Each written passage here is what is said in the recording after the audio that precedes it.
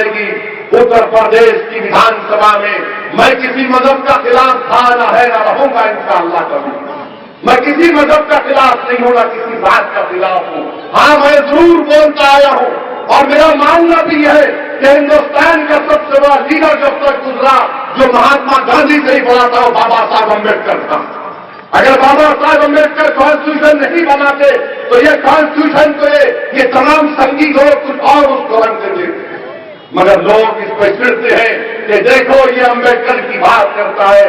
अरे मैं पढ़ा हूं अम्बेडकर के बारे में, मगर याद रखो मेरे अजीज दोस्तों और बुजुर्गों, अपनी आवाज को, अपने नुमाइंदों को उत्तर प्रदेश की विधानसभा में दिखाओ मेरे भाई।